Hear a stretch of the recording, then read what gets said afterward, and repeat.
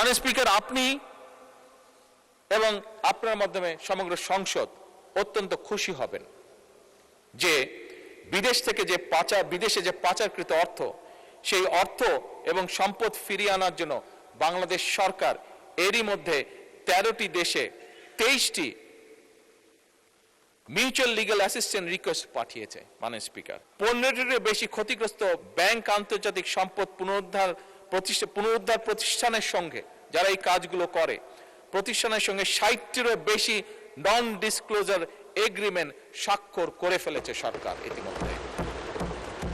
কাজেই মাননীয় বিরোধী দল নেতা যেমন বলেছেন, এই কাজ করার জন্য ওনারা আমাদের সব রকম সহায়তা দিবেন, তার জন্য আমি ওনাকে অত্যন্ত আন্তরিক ধন্যবাদ জানাই। মাননীয় সংসদ নেতা, আর 15 মিনিট পরে আজান পড়বে, আপনি কি আজানের পরেও কন্টিনিউ করতে চান?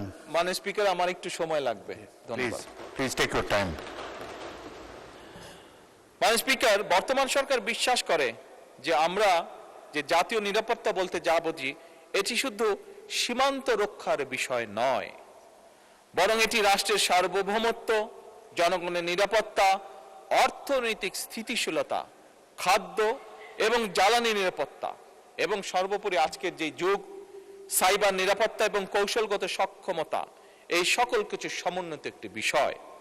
এবং সেজন্যই মাননীয় স্পিকার, বর্তমান সরকার একটি প্রতিরক্ষা ব্যবস্থা গড়ে তুলতে চায়, গড়ে তোলার কাজে হাত দিয়েছে, যেটা আধুনিক প্রযুক্তি, দক্ষ মানব সম্পদ এবং দেশীয় সক্ষমতার সমন্বয় ভবিষ্যৎ নিরাপত্তার চাহিদা মোকাবেলা করতে সক্ষম হবে। মাননীয় স্পিকার, প্রতিরক্ষা শিল্পের সক্ষমতা বৃদ্ধি, গবেষণা, প্রযুক্তিগত ব্যবহার, সাইবার নিরাপত্তা জোরদার এবং প্রতিরক্ষা ব্যবস্থাপনা আধুনিকরণের জন্য মডার্নাইজ করার জন্য বর্তমান সরকার এই বাজেটের ভিতরে অনেকগুলো গুরুত্বপূর্ণ উদ্যোগ গ্রহণ করেছে। মাননীয় স্পিকার, যা আমি দৃঢ়ভাবে বিশ্বাস করি একজন বাংলাদেশী হিসাবে আমাদের প্রত্যেককে আগামীতে ইনশাল্লাহ গৌরবান্বিত, অহংকার করার মতন অবস্থানে আমরা নিয়ে যাব ইনশাল্লাহ।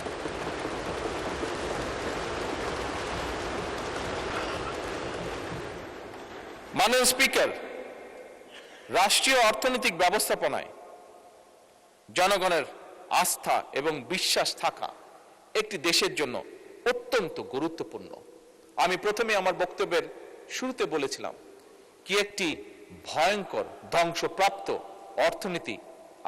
অর্থনীতি আমরা পেয়েছি, বা ইকোনমি আর্থিক অবস্থা আমরা ইনহেরিট করেছি।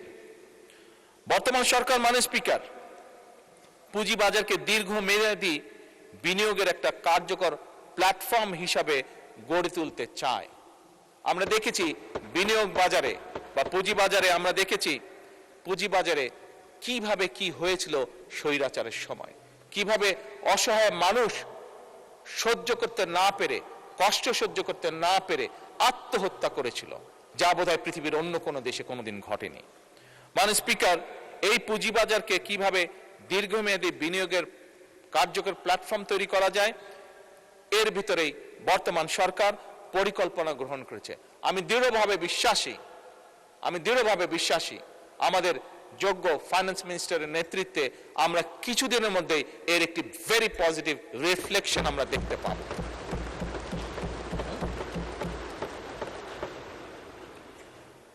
মাননীয় স্পিকার, ফ্যাসিবাদের দুঃশাসনের কারণে আর্থিক খাত, বিশেষ করে ব্যাংকিং সেক্টর নিয়ে জনমনে উদ্বেগ সৃষ্টি হয়েছে। ব্যাংকিং, আমি আগেই বলেছি, আমাদের এই বাজেটের অন্যতম একটি ইম্পর্টেন্ট লক্ষ্য হলো অর্থনৈতিক খাতে শৃঙ্খলাকে যে কোনো মূল্যে ফিরিয়ে নিয়ে আসা, এবং ব্যাংকিং সেক্টরে শৃঙ্খলা ফিরিয়ে আনতে সরকার সব রকমের উদ্যোগ গ্রহণ করছে, প্রত্যেকটা ক্ষেত্রে উদ্যোগ গ্রহণ করছে। এখানে বিরোধী দলের নেতা আরেকটি ইম্পর্টেন্ট বিষয় উল্লেখ করেছেন যে ফ্যাসিবাদের আমলে দেশ থেকে যে দেশের মানুষের লক্ষ কোটি টাকা পাচার হয়ে গিয়েছিল, সেই পাচারকৃত টাকাও ফিরিয়ে আনার জন্য।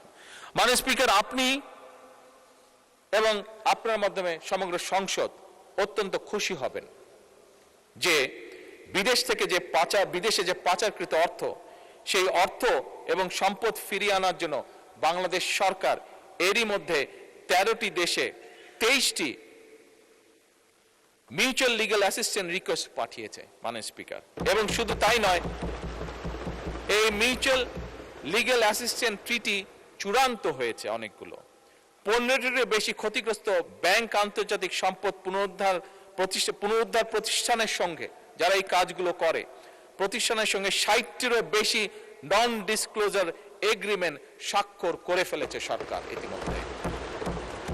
কাজেই মাননীয় বিরোধী দল নেতা যেমন বলেছেন, এই কাজ করার জন্য ওনারা আমাদের সব রকম সহায়তা দিবেন, তার জন্য আমি ওনাকে অত্যন্ত আন্তরিক ধন্যবাদ জানাই।